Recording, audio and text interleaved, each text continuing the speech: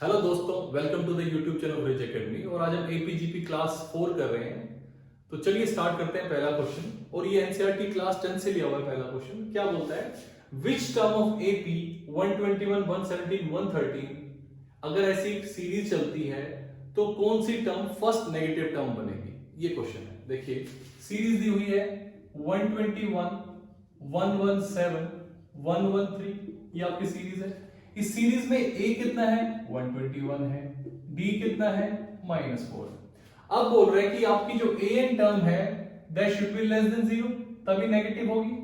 बस इतनी बात है। an का हमारा फॉर्मूला हमने किया था लास्ट क्लासेस में कि an is equal to a plus n minus 1 into b, यही फॉर्मूला था हमारा।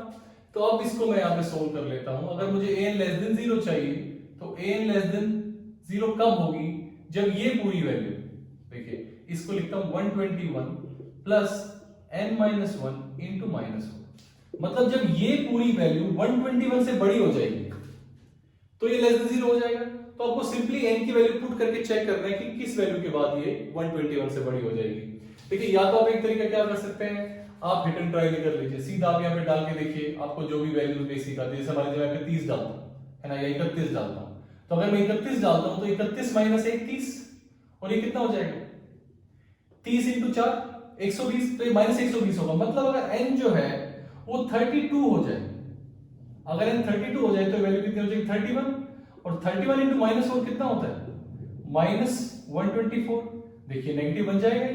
मतलब जो टर्म है उसका आंसर आना चाहिए 32। n जो है 32 हुआ तो ये वैल्यू 121 से बड़ी हो जाएगी और तब आपकी जो वैल्यू आएगी वो नेगेटिव आ जाएगी।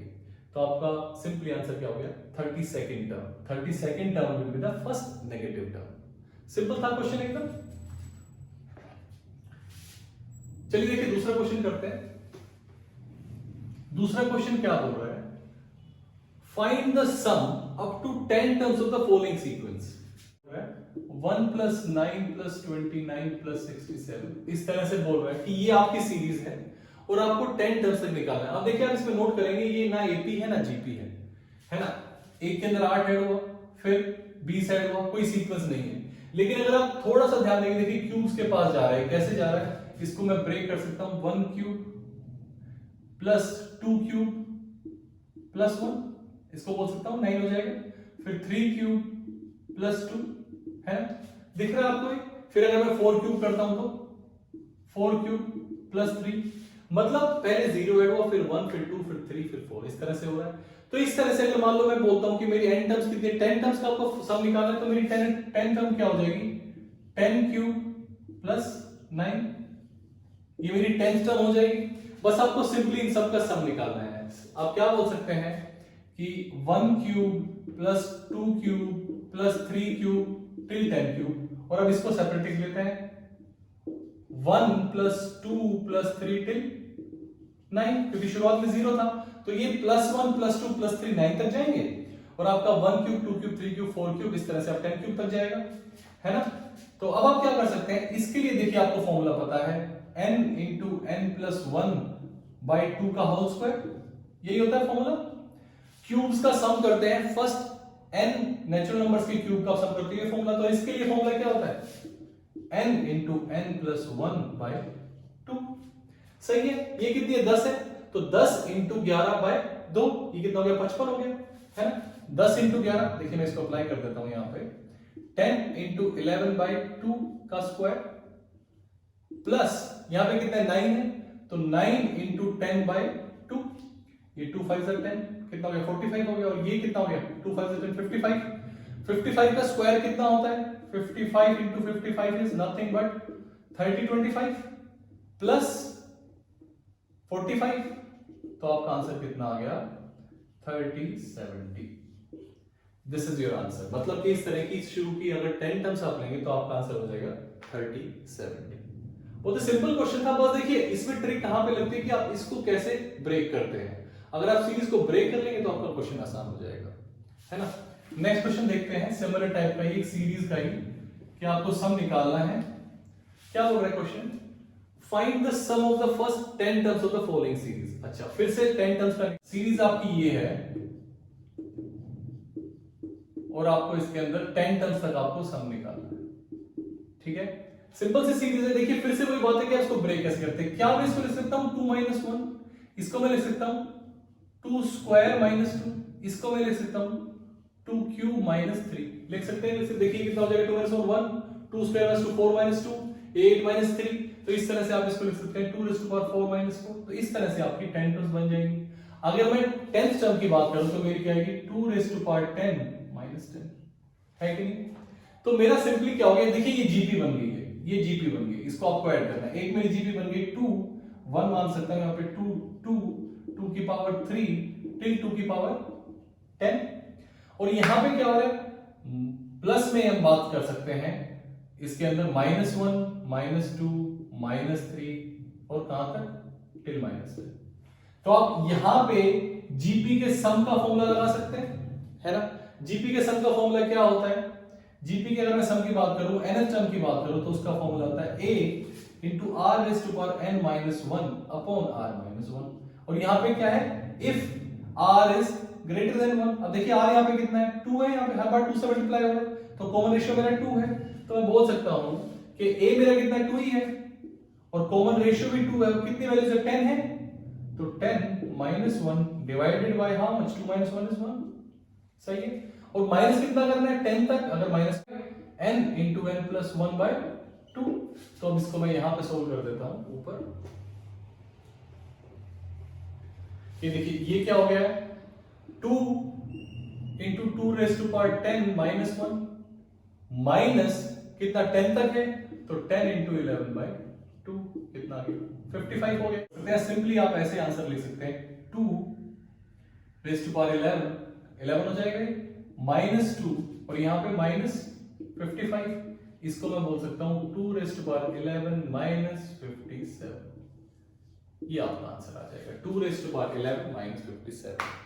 सही है, सिंपल सा क्वेश्चन एकदम, बस मैंने स्टेप बाय स्टेप सोल्व किया। देखिए सीरीज को ब्रेक करना इंपॉर्टेंट था, इसको मैंने ये दो पार्ट इसके ब्रेक करके किए हैं। एक बार आपने 2 1 लिया, इसको -1 करता हूं तो 1 हो जाता है, 2 स्क्वायर -2 करता हूं तो 2 हो जाता है, 2 क्यूब -3 करता हूं तो 5 हो जाता है। तो इस तरह से आपका सीरीज से सोल्व हो गया क्वेश्चन। सही है, इजी है। चलिए नेक्स्ट क्वेश्चन करते हैं। देखिए नेक्स्ट क्वेश्चन क्या बोल रहा है। अच्छा चलिए देखिए मैं जिस बताता हूं क्वेश्चन क्या बोलना चाह रहा है। क्वेश्चन ये बोल रहा है कि एक सिटी एक्स है, वहां से दो ट्रेवलर स्टार्ट करते हैं, एक ए स्टार्ट करता है एक बी स्टार्ट करता है। कहता है कि ए पहले दिन कवर करता है 1 किलोमीटर और उसके बाद हर बार +2 किलोमीटर मतलब 3 5 7 हर बार क्या कर रहा है +2 ट्रेवल कर रहा है ना। ओके, फिर उसके बाद बोलता है आफ्टर 3 डेज मतलब 3 डेज के बाद मतलब 4th डे को सेकंड ट्रेवलर स्टार्ट करता है। वो पहले दिन ट्रेवल करता है 12 किलोमीटर और फिर उसके बाद सब्सिक्वेंटली क्या करता है 1 किलोमीटर हर बार एक्स्ट्रा। यही क्वेश्चन है। अब बोल रहा है कि कब ऐसा होगा जब सेकंड ट्रेवलर फर्स्ट ट्रेवल को ओवरटेक कर जाएगा, उससे ज्यादा चल जाएगा, किस दिन। तो देखिए बहुत ही सिंपल सा क्वेश्चन है। आप या तो इसमें एपी लगा के कर सकते हैं सोल्व की भैया हर बार यहाँ पे 2 ऐड हो रहा है यहाँ पे 1 ऐड हो रहा है, तो कब ऐसा होगा कि ये 1 1 ऐड वाली एपी से ज्यादा हो जाएगी, है ना।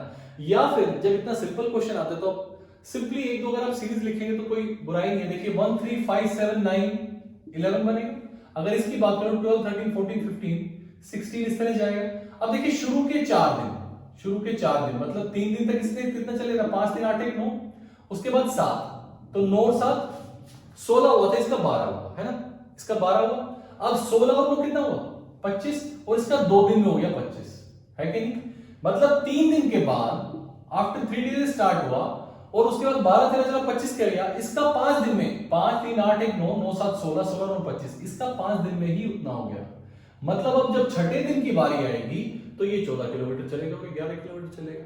तो आपका सिंपली आंसर क्या हो गया कि फ्रॉम द थर्ड डे तीसरे दिन से, सेकंड वाले के तीसरे दिन से या शुरुआत से बोले तो छठे दिन से from the 6th day from the starting ये जो ट्रैवलर बी है ये ज्यादा चल जाएगा क्योंकि इस दिन में ही कितना चलेगा 11 ही चलेगा 14, है ना। तो मतलब छठे दिन या इसकी बात करें तो थर्ड दिन, है ना, इसके ट्रैवल की वजह से क्योंकि 3 दिन बाद चलाए तो उस दिन ये एक्स्ट्रा चल जाएगा। सही है, सिंपल क्वेश्चन था। देखिए हर बार आपको मैं बार बार बोलता हूं कि फॉर्मूलाज हैं हमारे पास, अच्छी बात है, लेकिन अगर आप बिना फॉर्मूले के जल्दी क्वेश्चन सोल्व रहे हो तो उसकी ट्राई करनी चाहिए, है ना। ये बिना फॉर्मूले के इजी क्वेश्चन था, इसलिए मैंने जल्दी कर दिया इसको सोल्व।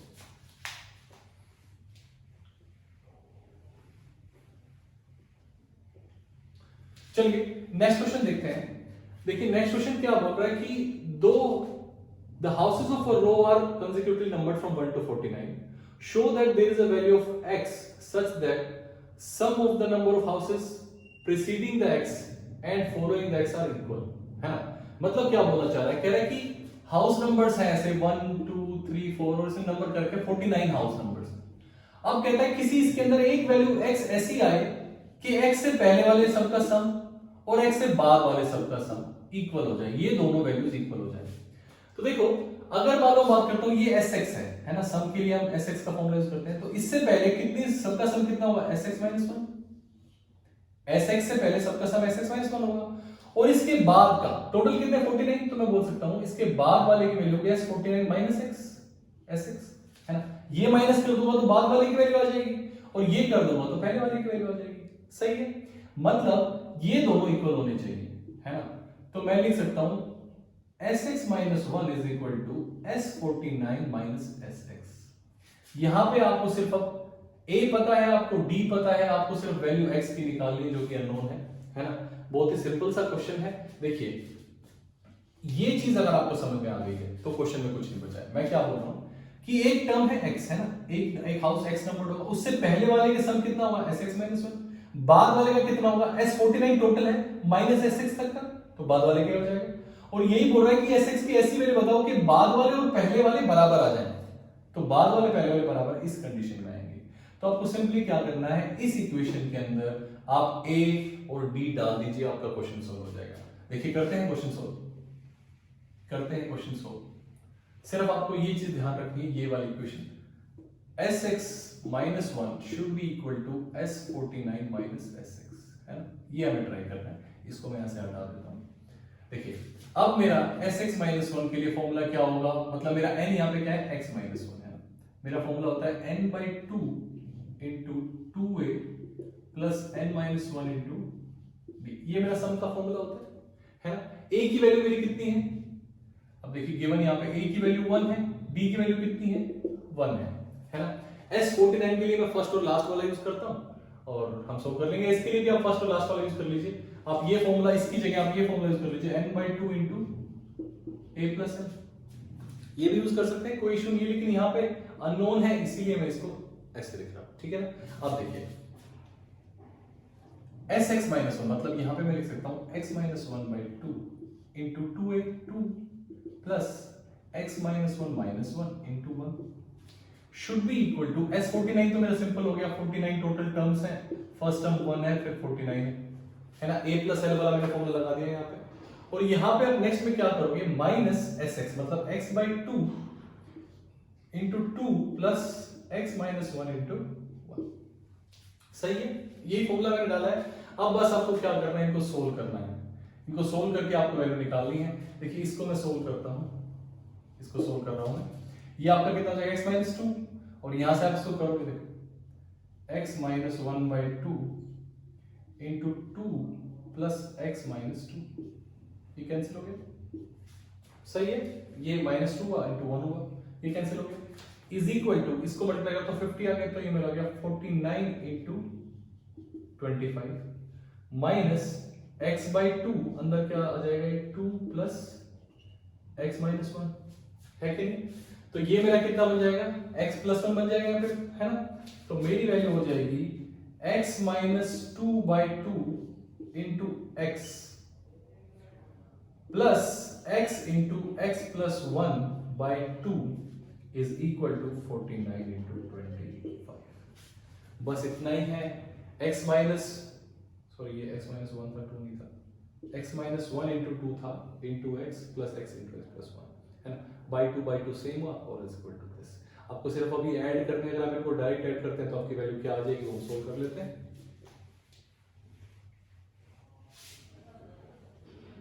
देखिए इसको अगर आप ऐड करेंगे तो आपकी वैल्यू क्या हो जाएगी, x² minus x plus x² plus x divided by 2 is equal to 49 into 25। ये कैंसिल हो गया, ये 2x² सिर्फ x² रह गया, तो मेरा आ गया x square is equal to 49 into 25। तो इसका आपको अंडर रूट करना है, तो ये 7 का होता है, 5 का होता है, मतलब x की वैल्यू क्या आएगी 35 आ गई है ना। आपको इसका अंडर रूट करना है, जब इसका अंडर रूट करेंगे तो 7 आ जाएगा, इसमें से 5 आ जाएगा, तो आपकी वैल्यू क्या आ गई 35। मतलब अगर आप 35th हाउस नंबर की बात करें तो 35th से पहले वाले टिल 34 और 35th के बाद वाले टिल 49 इक्वल वैल्यूज आएंगी। सही है, आपका आंसर क्या हो गया, x की वैल्यू आएगी 35। अच्छा क्वेश्चन है, इसमें थोड़ी सी कैलकुलेशन भी हुई है, हालांकि कैंसिल हो गए थे सब।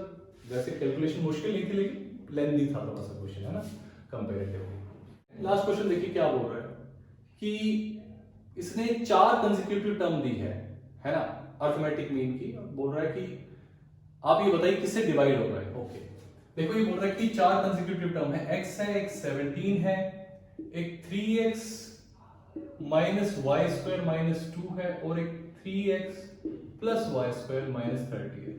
कह रहा है ये 4 टर्म्स है, एपी में है, इसने ऑलरेडी बोल दिया कि एपी के अंदर है। और फिर बोलता है कि इनका जो सम होगा बताइए किससे डिवाइड होगा। तो देखो अगर मान लो मैं डायरेक्ट इन सबको ऐड करता हूं तो मेरा आ जाएगा x plus 17 plus 3x minus y square minus 2 plus 3x plus y square minus 30 है। ये मेरा कैंसिल हो गया, x 3x minus 3x 6x 7x हो गया, 7x 17 माइनस 2 15 15 ये माइनस 15 हो गया। मतलब मेरी वैल्यू हो गई 7x माइनस 15 है ना। इनका सम कितना आया 7x माइनस 15। अभी कह रहे हैं कि 7x माइनस 15 किससे डिवाइड होगा, इनमें से किससे डिवाइड होगा, 2 से 3 से 5 से या 7 से। ये क्वेश्चन में ऑप्शन दे रहे हैं आपको। अब यहां पे अगर हमें x की कुछ वैल्यू किस तरह, क्योंकि ये पता नहीं चलता है तो हम सोल्व नहीं कर सकते हैं। अभी तक देखिए हमने एपी का यूज नहीं किया है। अगर मैं बात करूं कि मान लीजिए ये मेरा सम है ना, ये मेरा सम है, क्लियर सी बात है। अगर मान लीजिए मैं कहता हूं कि ये जो सम का सम आ रहा है और इनका जो डिफरेंस है कॉमन डिफरेंस,